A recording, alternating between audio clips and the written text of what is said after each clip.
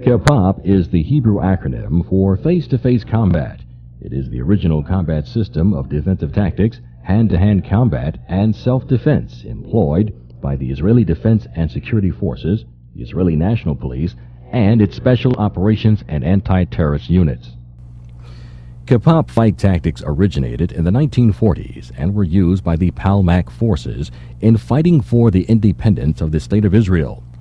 These Palmach units later formed the core of Israel's special units in the conventional military. The modern-day KPOP combat system is headed by Lieutenant Colonel Chaim Pierre, who served in one of Israel's most elite units called Matkal, and later on trained other special units in guerrilla warfare and hand-to-hand combat tactics. The KPOP system was updated from its basic form of combat by the operatives of special units and official instructors that served and still serve in Israel's different security branches. The KPOP Federation is based in Israel, with the KPOP Academy serving as its sole representative in the United States. The KPOP Academy was formed by two former official Israeli military and police instructors in counter-terror combatives, also known as LOTAR. Major Avi Nardia served in a police special unit known as Yamam as an intelligence team member and defensive tactics CQB instructor. In 24 years of service to the Israeli Defense Forces, Major Nardia took part in the Lebanese War of 1982, where he earned the rank of major. As well, he has trained police agencies and armed forces all over the world, from police patrol and corrections officers to SWAT, SRT, and SERT team members, from Army, Marine, and counter-terror units to special forces. In Israel, he taught defensive tactics and operational behavior at the Operational Police Academy, which is charged with training the entire police force of the country. To this day, he is a CQB trainer in the Israeli Defense Force Reserves, as well as a reserve police sniper. Albert Timmon is a former elite counterintelligence undercover unit member for the IDF, as well as a LOTAR and CQB instructor for various police SWAT schools. Albert is one of only a few security operatives in the world to arrest a live suicide bomber. The bomber still had his explosive belt strapped on and was caught in the act of committing a bombing.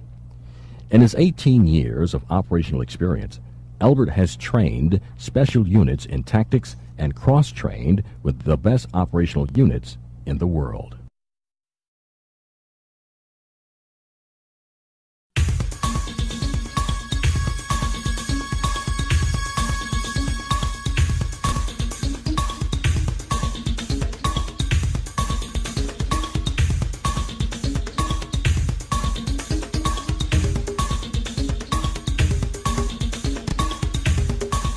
As Albert started, KPOP is a base principle system. So if Lenny is pushing me, and look, by locking his elbows, I will move his power so he cannot push me. Push.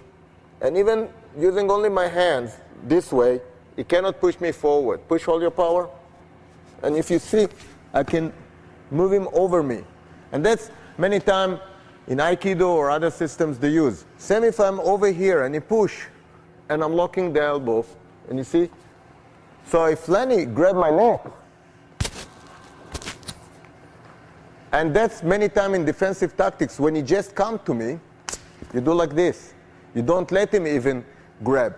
In the pre-conflict, before you getting the conflict, you already try to prevent it. And this element of locking the elbows, that it could be also like with a hand lock if you do jiu-jitsu, we can do and understand also when we do, for example, shooting. Why in the Israeli we using locking elbows when we shoot? You can shoot like this, but Israeli style will lock the elbows up. And I explain, it's the same reflex. Put the finger in and get to shooting position. Now, if the elbows are not locked, and I'm running to Lenny from here with a knife.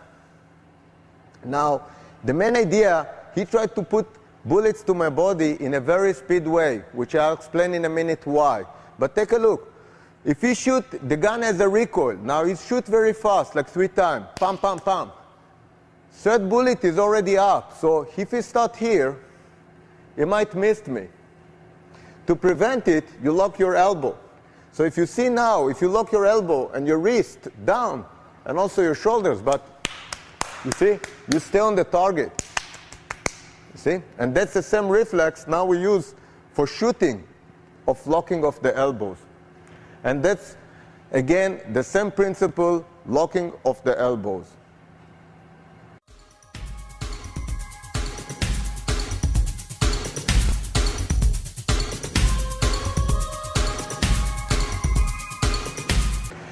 As I said, why we're using 3 or 4 or 5, and mostly when people ask me, how many bullets you put to an opponent before? 2, 3, until he fall down. You don't stop shooting until he fall down. That's your sense to stop. Because otherwise, he might run to you with a knife, and even you shoot him, he fall on you, and still is killing you. And even he's dead, he might fall on you and still killing you. Now, the reflex that we want as a stop power is this one. I will ask Lenny to come forward and look. You see? You felt it? I did like a bullet, and if you see, it shrink you and make you go back. And that's the reflex that we want. If I do it slow, he can keep going. Because he's a full contact guy, he can keep going. But if you do it fast, it shoots your body back. And that's the reflex that now we want, for example, when you lock. And that's why you must, in shooting the Israeli way, to lock your elbow. It don't mean that we shoot only this way. This is one tool. Sometimes you shoot like this. There's many ways to shoot. But that's another idea, as when you need to lock your elbow or when you don't. It can be, anything can be also against you or to help you. First of all, not to study martial art as a technique, to study it as a situational and awareness to what can be happen. It means if I'm getting hold like this, and I'm immediately doing like this, and I open my hand, and I kick his nuts, his reaction will come to give me a headbutt to my face. And also, he controls my hand by being here, like a grappler. So you don't want, when you do this, to go too much. If you stand like this and try to kick him, he's on balance. If the guy is on balance, he can lift his leg too and prevent me to kick him.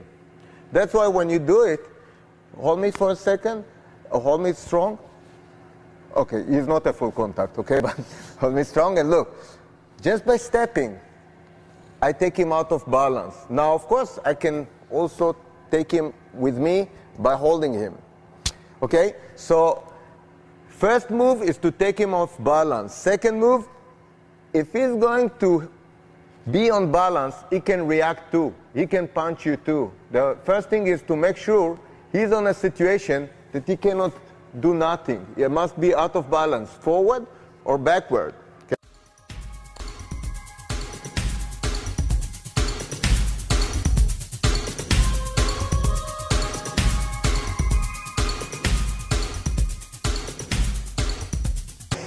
You remember we talked about relative position. Relative position is later on not only how I can beat him, is also what he can do to me. So when we stand down in relative position, you're holding in my neck. I must, if I leave him work as he is, and I'm trying just to kick his groin, he can prevent me by lifting his knee up. He can also punch me or kick me or choke me or whatever. So the move I want is to take him out of balance. Once I take him out of balance, my other move will come immediately much more easy. And also, if he has 10 units of power and I have only 5, by putting him like this, he might using only 2. So I'm stronger than him. And that's what Jigaro Kano from Judo said. Put him in a position that he cannot use all of his units of force. So when Lenny is holding me, my first thing is to distract him and take his sensors down. It's like when I hit him like this, you see, I'm not trying to think, I'm trying to fish as many as technique as I can. If I try like to go like only like to punch, it might block. So I don't know what I'm doing. I'm just smack like this. And if you see by smack like this, I go on the ears, I might also, if he is holding me more, I might hit him on the neck, and that's pain too, okay? And that's why in boxing, you don't hit over here, because you might kill him or knock him down. But in a street fight, there's no problem to hit him over here. So now, I'm trying to get as much as I can. 1, 2, 3, 4, 5. You see? So I don't really think what I'm doing. And also, I hit the ears, I take his balance, and I also take his earring. Because you pick up, you smell in a fight, you test in the fight, even the blood, you test it. Some people shrink when they test blood. Some people get more excited when, and that's a good fighter. He's getting excited from blood. He's not shrink from blood. So when you come, 1 and 2 and 3 and 4, I even don't think, you see? I just throw and I put mask. So I'm trying to hit the sensor system. Ears, it will not hear, I will take him out of balance. And eyes. So if he has too long hands, I cannot do it. But look to his eyes. Look very careful and focus on the eyes. Take a look. It will close them. Just because my hand, even if I don't need to touch them. Of course, if I can touch them, it's much better. That will make him definitely close the eyes. And why don't try to punch? Because I don't want to be slow. I want to do this. And you see, I already attacked. And again, 2 points. I attacked up, destroyed the sensors, and then hit the main sensor. And I can evacuate myself and escape.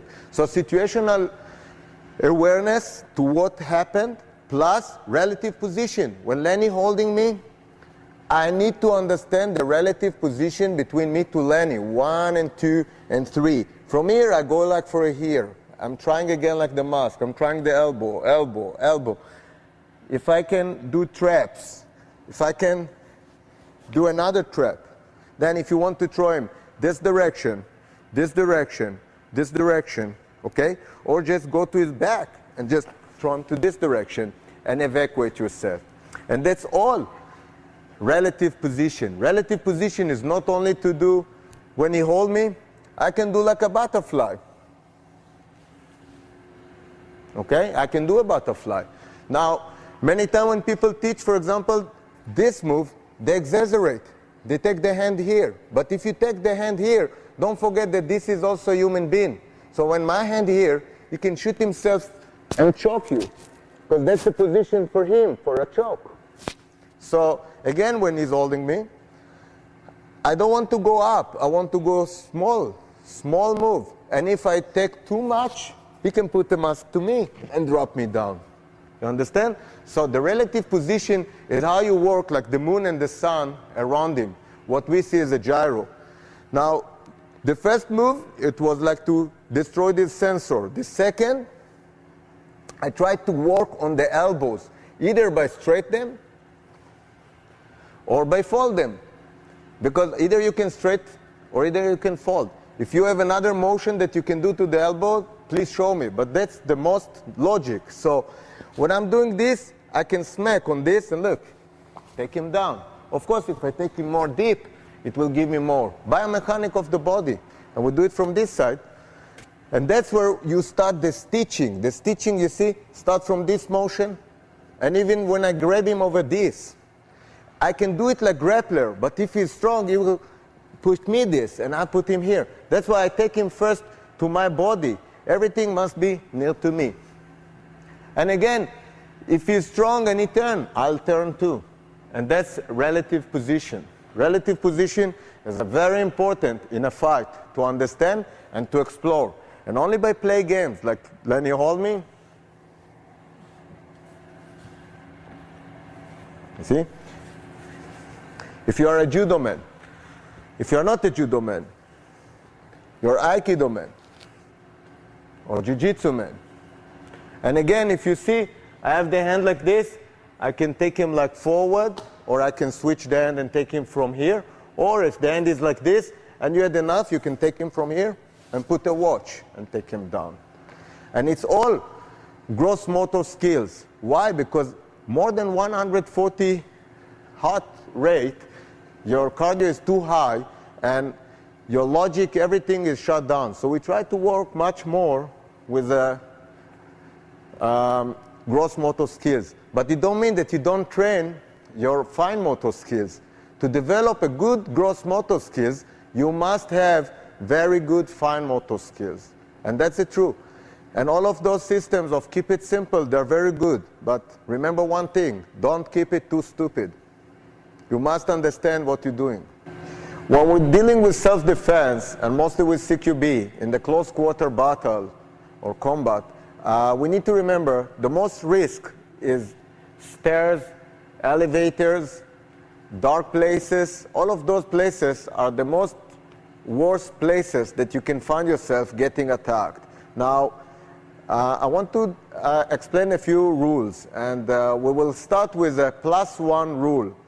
Everything you must assume. If you see somebody with a knife, assume that he has also a gun or a second knife. Never assume that this is the only thing you're going to find. Mostly if you're a law enforcement man, assume that if somebody, you come to approach to his car, he might have a gun to you. All the time approach with what we see as operational behavior.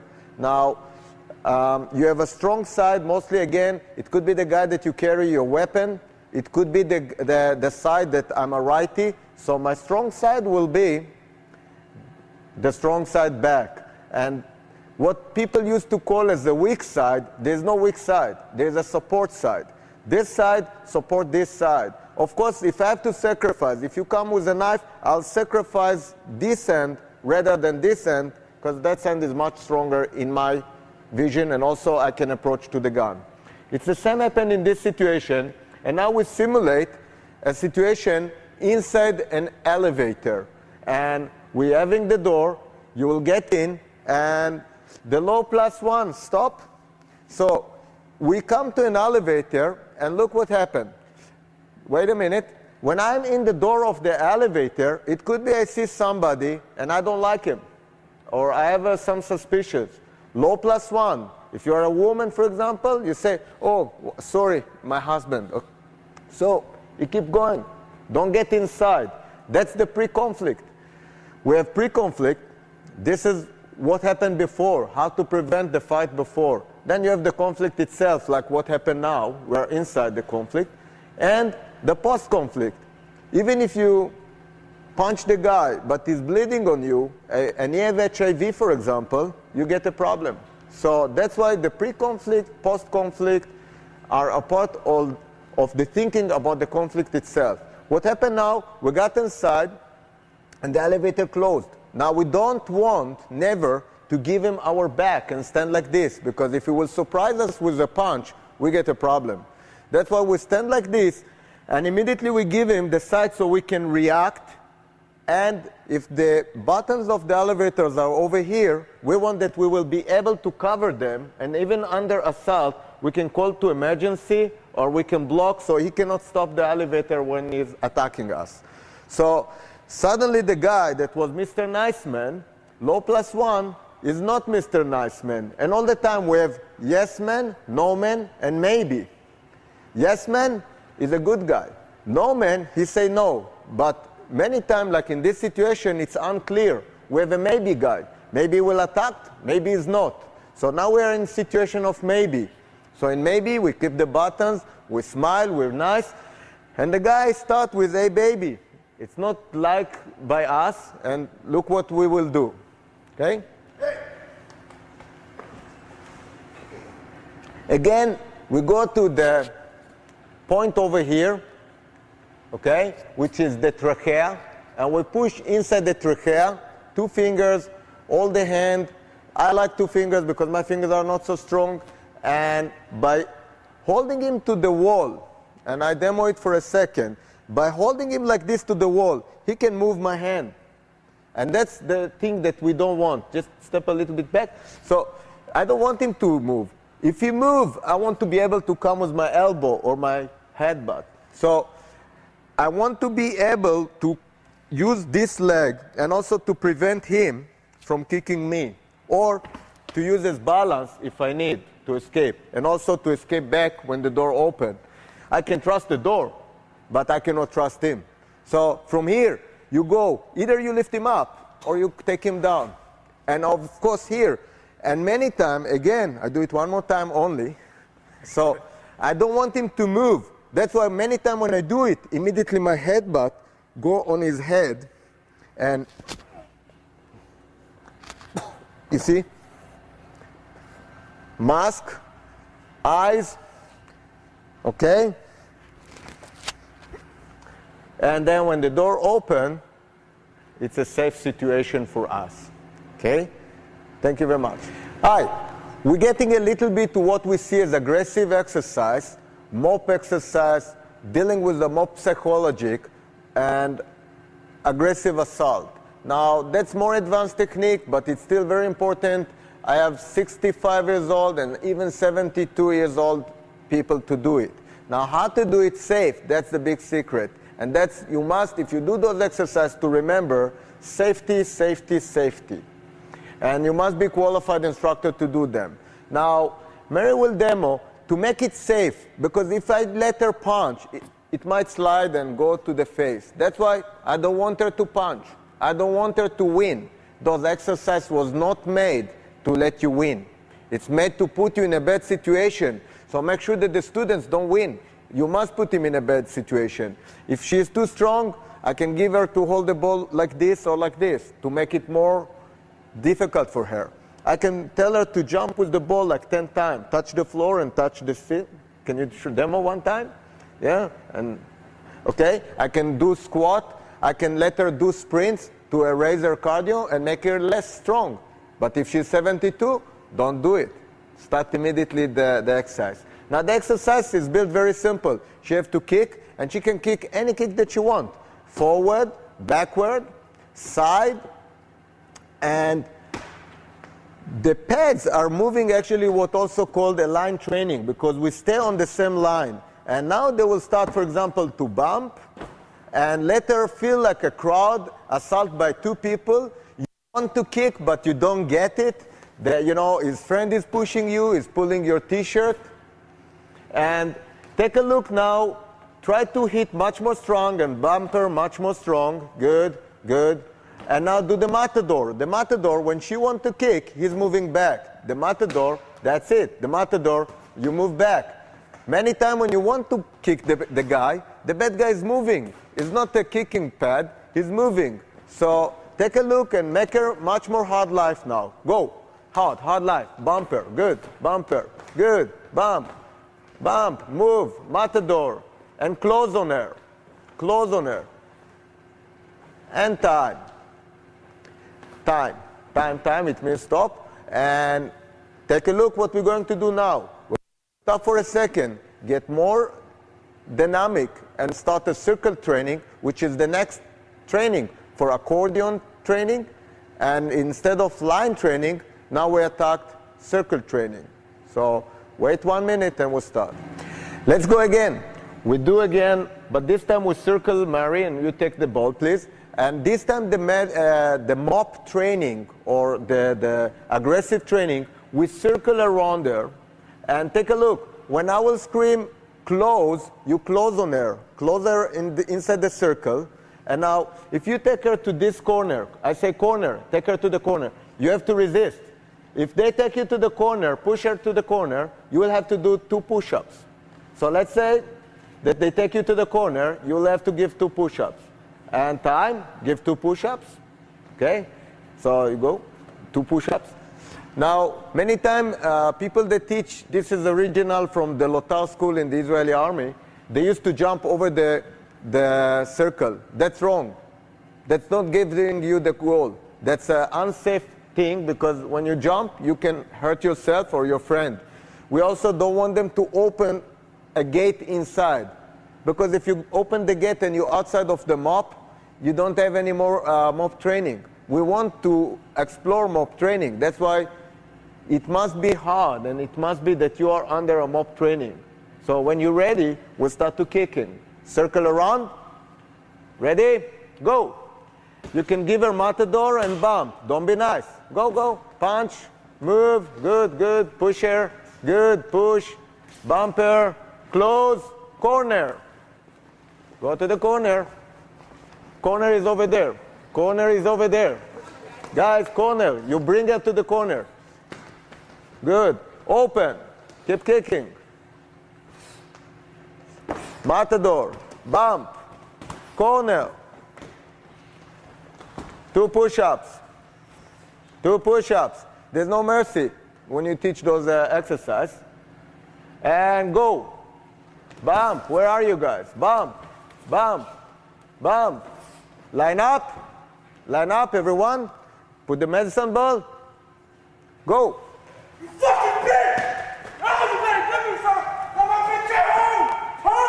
Come on. You think this is fucking Good. funny? Give me that shit. Give me that shit. Come on.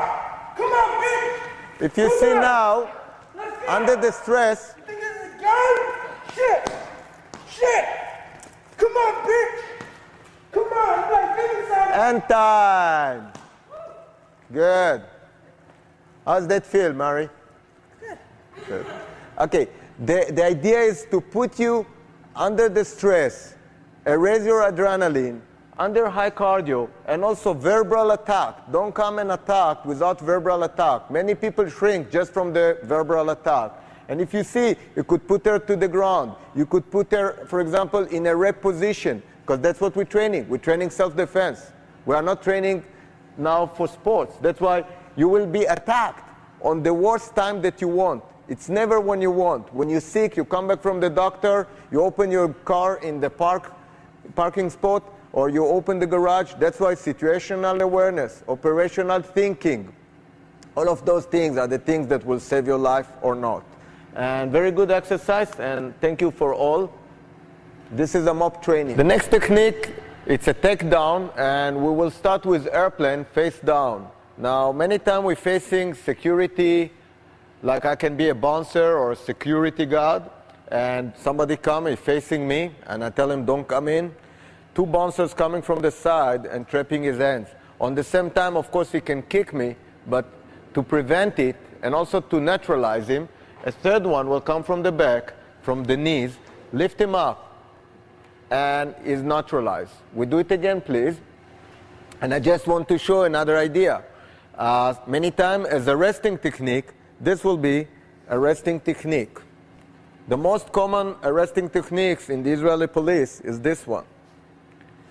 You take the hand inside and the elbow, and again, if you see the element of the elbow as we work to open the choke. And then tap him here. This is for resting, or now we do the airplane. Now, I don't want you to do, I just want to show we can do it also as a law enforcement when you have to do like undercover work and take somebody like a suspect from a different situation that you don't want him to get to his gun, you don't want him to be able to go to his gun. It could be that the guy is a suicide bomber and you don't want him, so you want immediately, if he's a suicide bomber and the bomb is here, you want the bomb to touch the floor. So immediately we'll lift him and put him to the floor. But now, we don't deal with the security. I just want to give the basic idea of airplane face down. So let's get ready again. And 1, 2, 3, and we go. And if you are law enforcement, now when you run to the car, if the guy starts to kick or bite or whatever, watch out not to kick him too hard. But you can take him from here, from the 2 points under the mandibula, and it's called the cavity. And you see, can you fight me? Okay, so this is another, like to go to another vital point, and I use now the vital point again, like to take him and lift him forward. Now I do it one more time. This time when I say one, we will do it in a one motion, okay? So do you smoke? No. Good. Why you don't smoke? What is this one? Good. And one, go. You see, I can neutralize him by, for example, put flash to his face, put a strong light to his face, smack him to distract him, and immediately to grab him. It could be a pepper spray and immediately grab him and lift him up. It could be hooligans in a football place. It can be for many scenarios of we need to take somebody or arrest somebody with a high risk and immediately deliver him out from the area. So go back, and if there is airplane face down, it must be that there is airplane face up. So watch for 1 second. As we said, there is a takedown, airplane face down. Let's do airplane face up. Now again, the bouncer or the security guard, it could be like for a big party and you don't want to fight immediately in the sense of the party. So the guy say don't move, but this guy is aggressive. So there are two bouncers in the side, and 1 minute. So there's the two bouncers in the side, and what I will do, I will give him a mask and take him like this immediately. And if you see, I cover the eyes, I take him from the fulcrum point, and I take him down, support his head, and I hold him. On the same time, you will approach, okay? So you will say, stop, don't come in. He's fighting. And immediately, we turn, take the guy, and let's go forward. And the guy is out from the scenario. And this is, again, a takedown doing by a few security person. And that's why you can use those techniques for many reasons and many ideas. But I start only now with airplane down, airplane up. And I'm going to demo a few more applications for airplanes. Thank you. Again, I come, bump the guy down. Once he's down, kick his groin, drop, step. You can immediately give him a few like those.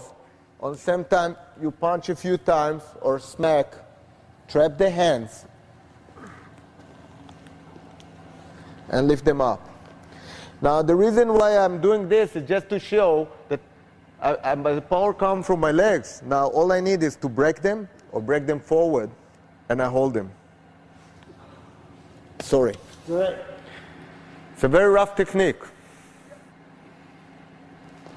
Okay, again, from a security point of view, there's a suspect, and we can see something over here, or I suspect that he have a weapon on him, and I can go and just do a pass-by and feel, and either he carry a gun or a cellular, or he's very happy to see me.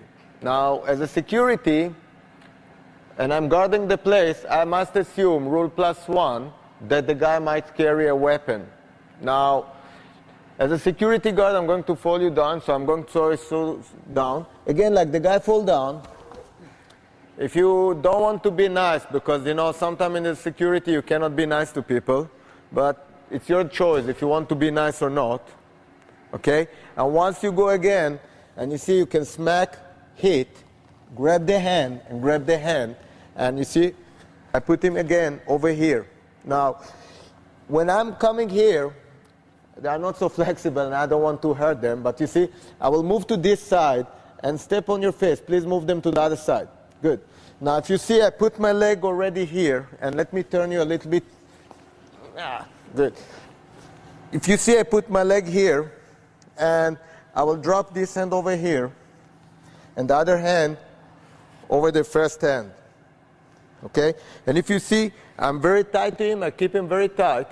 And from here, I hold him with here, getting the gun, and also, if I need to use the gun, you see, I'm holding the guy. So this is another way that I can use it as a bodyguard, as a VIP man, for many other scenarios. Okay? By the way, it's not for me. I didn't hit him. He's married. Again, I take somebody different, and take a look. Once the guy fall down, once you cross the hands, and you take one hand, second hand, you hold him. You can control him, you can break. And look, when I move to the side, the first thing I must make sure is that his head is not looking to me. Because if the suspect look to me, it's very bad. You can give him ideas what to do. So the first thing is turn the head, and I'm over here. So from here, there's a few things. If, for example, I'm as a VIP man, and I took him down, turn the head, good. And you see, I hold him, and I can perform a VIP technique. If I need to arrest the guy, again, from here, I'm going down. If by many police stations you cannot go on the head, so you go over the shoulder. And then the second leg. And you see, the neck is safe. So if your curriculum is not allowed to go on the neck, go on the shoulder. Drop one hand. If you see, by drop it this way, you cannot move it. See? Second hand, and immediately I hold it. Now, if you look about the hands, they'll get red. and I can hold him a little bit when I'm talking to him, put the handcuff to him. If I need to search him, I can turn him the way that I did, but before I leave him, I will a little bit put his hands to be numb. You feel it? Mm-hmm. Good. So, you see, when I want to get up again and to turn him, put my leg, turn, push, and I can do the search. And use my gun or my handcuff or whatever I need. Again, another idea for security personnel. Many times we want to arrest people, we don't have handcuff, or we have to arrest, it's riots, and you have to arrest like 50 people, and you don't have enough handcuff, and you just need to deliver them from the situation to another place. They are not so much dangerous criminals, they just break the law. And there's a one very fast system that you move the hand, bring your hand under, trap, grab, and you can arrest the guy. Now, if you want just to drop him down, you just keep to drop down. And again, you can use it for self-defense many times. People do this and trap you here, and immediately, you see? I put a mask and I play with it. But it's a good to know. All you need is to move this, get under, very deep, and trap. And it's the same like takedowns, but this is more for security personnel. In this DVD, we're not targeting only security personnel. Kapap Academy was open actually more to civilians in the last years, and I'm going to demo a few more applications for civilians. Again, I'm going to demo, if the guy tried to step forward, by holding him on this point, he cannot. And when you use it as a mask, you can drop him down very easy. Now, the main idea of the mask, it can come, again, from the front. It could come from the sides. So if the guy is choking, for example, you can use this, and take him back with the mask. And all of those techniques are techniques that based on the philtron point. Now, the next one is going to be based on the nailing. The nailing you already see, but it's like, and you take him all the way to the ground, and you just shrink the body, and you feel your body don't want to fight, and it shrink, it shut you down. You can take him down, you can nail him even stronger to the ground, and it's very good for self-defense, the nailing and the philtron point. Two very important pressure points. Gun disarming. Many times when we try to demo gun disarming, we're assuming things that might not be happen in a self-defense situation. Many times you will have to face more than one gun. Maybe on the same time I have two guns pointing to me. Maybe I have one gun in the back, one gun in the front, one gun in the side, one gun in the front. And before I go to gun disarming, because in Kapap Academy, and definitely in those DVDs, I work only the basic ideas for the level 1. Mostly the Kapap Academy technique are very secret and only for our students. So I will try to demo first thing what we call the field of fire. And the field of fire is the most important value thing that you need to calculate when you do gun disarming. As long as the gun is pointing to me, I'm in the field of fire. And why field of fire? Because if this is a shotgun and I move it like this, you're still in the field of fire. If I have two guns, you move this one, you're still having this one on you. So you must calculate a lot of things when you do gun disarming. When I move it, if I move it to the floor and it's a concrete and there is a ricochet that back to you, if you move the gun and your VIP man like is over there, so you might point it to a good guy or to your partner if you're a police officer. So it's very important to know what is the field of fire and also to control the field of fire. Now I have two guns on me, and when you think I'm moving and I'm doing anything, please shoot me, okay? So ready? Boom, boom. If you see, by just moving the gun and control it, I made sure that both of them are get shot, you see? And that's actually the first move, to control the field of fire. I know where the field of fire is going. And that's why Israeli point shooting is also very important. It's not Weaver. I don't need to use the sights. I can move, and I know exactly where I'm going to be pointed. And it's very important not only to shoot another guy. It's also important because I have a control about the field of fire.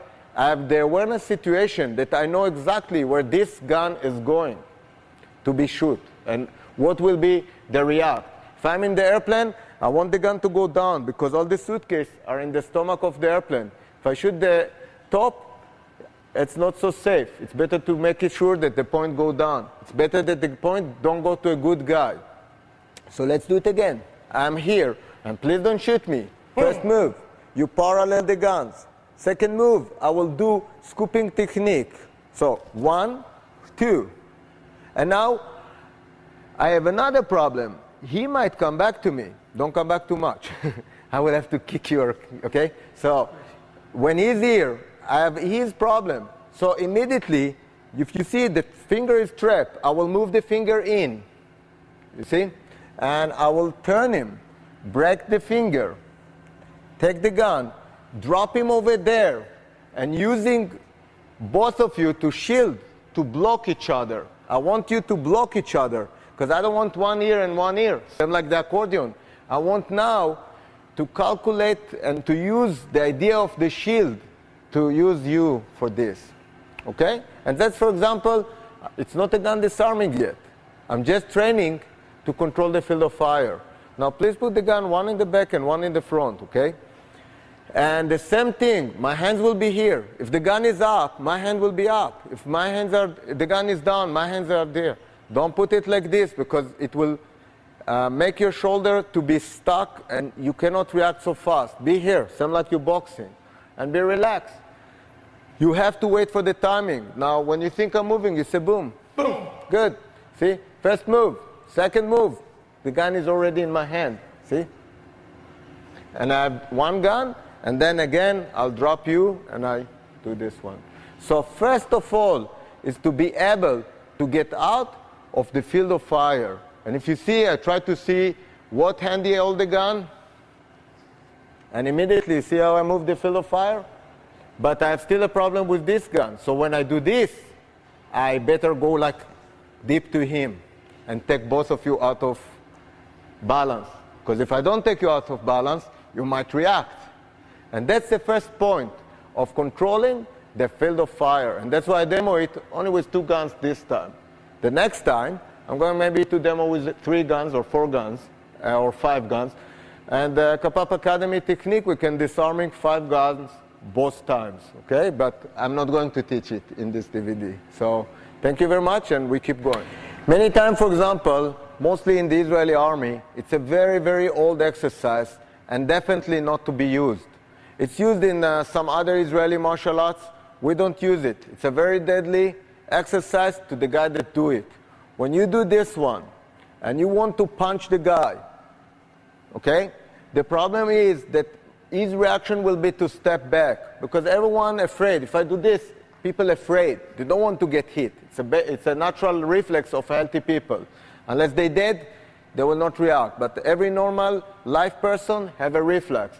When you do this and you step to punch, all he will do is to retain the gun back, retain the gun. And you back yourself actually to the field of fire. Now, when we train gun disarming, we will need to understand that he will train retaining the gun. So we do it again. And when I'm doing this, you retain the gun. And again. So every time when you do this move, you need to understand that I'm doing this, he's doing this. And now it's nice because he can smack too. Most if it will be me, I'll smack you very bad. So gun retention, when I do this, you pivot over there and smack and punch. And you see, immediately you're in a problem. So now you don't do nothing. You're a dead man, no reflex. And you can do whatever you want. But a live person, will it work? No. Because whenever I do this, he's doing this.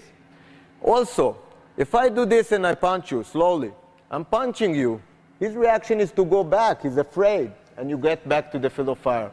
I succeed and I punch him. He's afraid. He fall down this time. And even he didn't mean to kill me, by me pulling the gun forward, I'm getting the misfire to my head or my body. It could be by doing this, you will cause a malfunction because the gun cannot, by recoil, it cannot inject the shell. But by holding like this, you create malfunction. But the first bullet go to you, and it could be the last bullet. So by doing this, it's dangerous. Okay? If I do the gun disarming, and I have the gun, and if you see also after I take the gun, I will retain it this way. Why? Because if you will try to take it, you have to pull my body with it. You see? Not like this, like this. Also, if I hold the gun like this, for a right hand, it's okay, because the shell is jacked this way. But if I go this way, now I block the shell to my body. So I'm causing a malfunction, actually. And that's why I must tilt it. That's why I must tilt it. With a plastic gun, any gun disarming will work. With a real gun, no. Many times when people approach a gun, they approach with two hands on the gun. No matter if this way, two hands on the gun, okay? And let's see what happens when I have two hands on the gun and I'm trying like to push forward, but you will do a wrist work and an elbow work to pull back. So I'll use all my power. Ready? And again, you find yourself getting shot. Plus, you have the other hand to beat you, because two of your hands are busy here. So when you pull, he can smack you, and you're still in the field of fire. Now, two hands on the gun, it's a mistake, okay? Let's do it again. And take a look. If I go on the wrist and the gun, can you resist? Okay. And many times when we approach civilian, we need to think that they are not the most strong people in the world. So when I do this, it's enough. If I do this, it's enough. See? And now, another common mistake, when people do this, they drop their body down and create this one for a kick or for pulling back. So we must do it that I have a good balance. I cannot drop like this. When I drop my legs like this, I can get kicked, and also I don't have the balance. Now let's do it slowly. I still do this motion, and I come forward. But this time, you'll get your head with the elbow. So coming close is also maybe not a good idea. If I change, I come over here, you can lift the elbow and pull the gun away from me. Okay? So if I cannot do forward, I cannot come from this side, let's try to think what happens if I go back, you see? And immediately, you see, the finger is trapped. To take the gun, it's easy now, okay? You feel? So when I do this, again, you see, he's still on a balance. He can kick. And that's why, for example, as a gun disarming, when I do this, immediately I kick to surprise him and to prevent his reaction. And gun disarming is not a simple thing as it looks. It's a big art with a lot of issues of, again, you have to calculate the field of fire, mechanism of the gun. You have to calculate situational awareness, what's going on. I take the gun away, and there's another terrorist over there. So what you doing if you don't know how to use the gun now?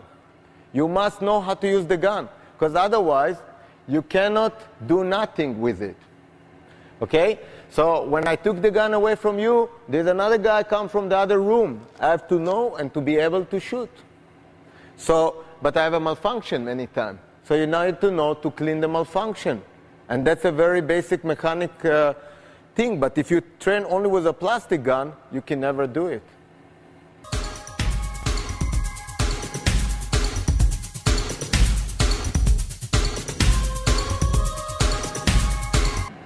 The best thing to train gun disarming is actually with a plastic gun and actually with a water gun. The first move is to make sure that the field of fire is not on you.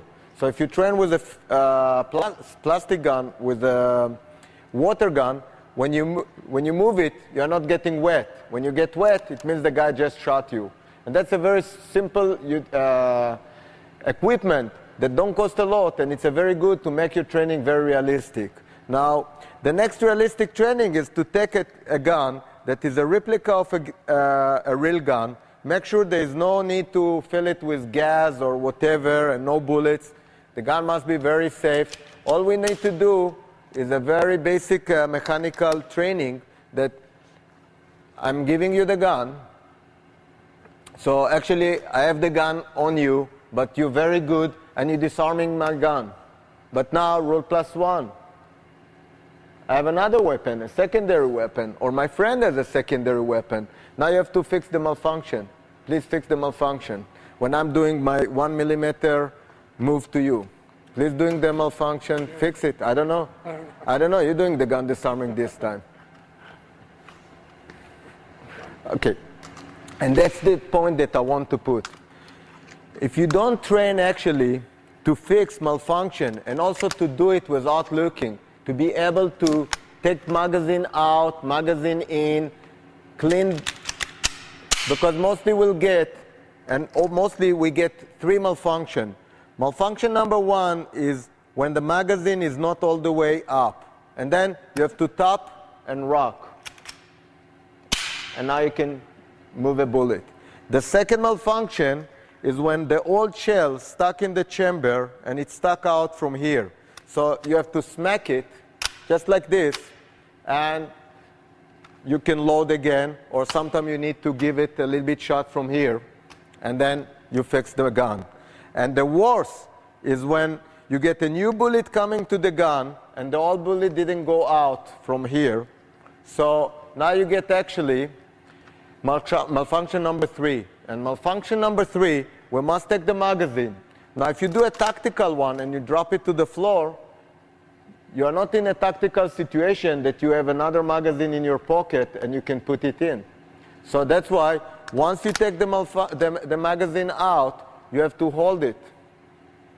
You have to clean the gun from the old shell until it falls down and it's clean. You cannot watch, so you have to put a finger and put it in so you can do it. And now, don't forget also to load the gun again and shoot. So we do it again.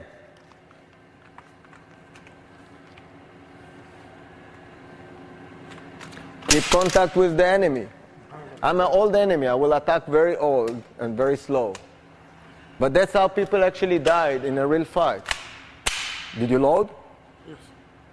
Okay. After you put the magazine. Okay.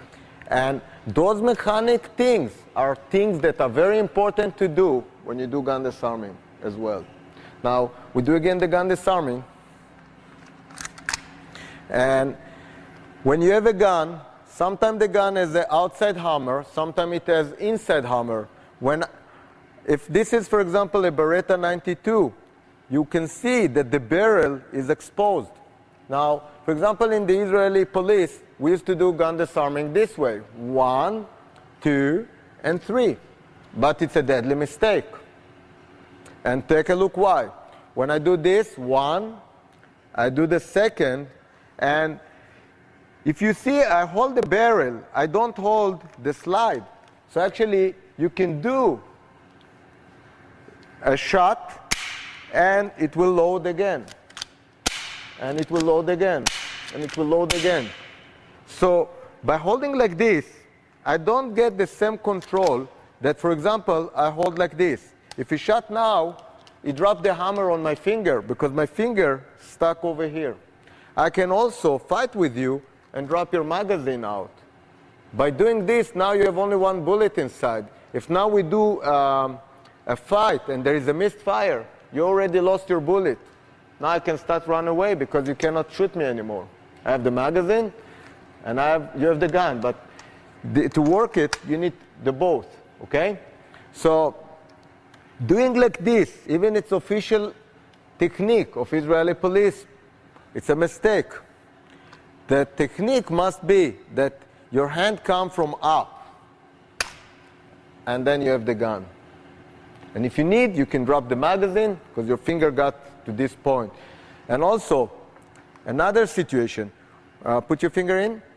When you do this, and you come over here, you have another hand. Just push your gun back, and push it back to your, slowly. Rochester is not like this, you see? So again, I'm pushing, and see, you back the field of fire to me. Because now we're on the struggle. I'm doing this, and you're doing this. And I don't have enough power because I have only one finger. But if I do it like this, and you do it, you see? And that's the small details that making your gun disarming work or failed. I cannot show too much about gun disarming because we keep it. We never know who buys the DVD. It could be that the DVD will be bought by bad guys. That's why we do only seminars, and we monitor the students. We don't teach to anyone. That's another principle of Kapap. We teach only for the good guys. The bad guys, we don't accept them to the school. But those are small details that you must make sure when you do gun disarming. Now, when, for example, you move the gun and there is a misfire, do it. Many times, many people, just from this noise of moving the gun and the noise of the shot, they shrink. This gives them the time to react back and to take the gun away. And these things they need to also teach to your students. When you do gun disarming, you have to have a replica gun and shoot just behind them. Because once they are like this, you will see. We have a multiple training that we shoot not with a real gun, with a replica gun, but it made the same noise as a gun. And you will see that people shrink. And that's the thing, again, that will kill you. Because once you do it, the other guy will react again. So you need to get used to the shooting. That's why to do gun disarming, you must, it's a triangle. You must train gun use, gun retention, and gun disarming. And that's the three brotherhood, again, for doing properly gun training. The way, let's again just study a little bit what is to think logic. For example, now I'm in a situation and the guy say, hasta la vista, before you kill me, okay?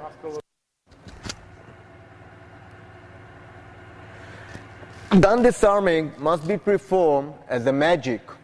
You must be able to take the gun away from him before he can react. And if you remember, immediately I go back to those drills when I have the gun in my hand.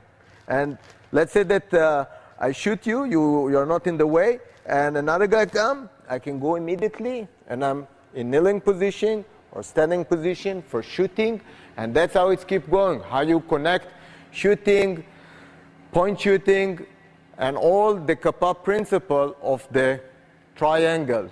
This time, weapon, unarmed, combat condition, moving from one position to another position. Ground, stand, all three dimensions, forward, sides, back, must be trained.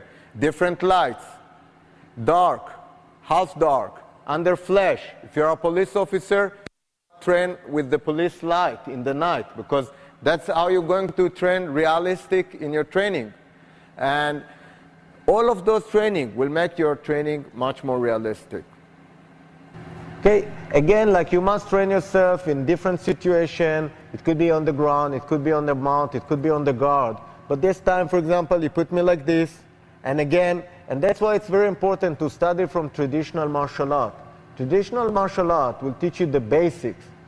Now, Israeli martial arts are only concept, how to mold them together as a self-defense. But without the traditional martial art, there's no way you can perform self-defense. So this time I have the gun again with me, and let's say that you have no finger. I do this move again first, and again I move my leg aside and do umpa, and which come actually from Brazilian Jiu-Jitsu, and I'm over here, knee, and take the gun, fix it, and I'm over here to control you. Okay? And that's another way to do gun disarming.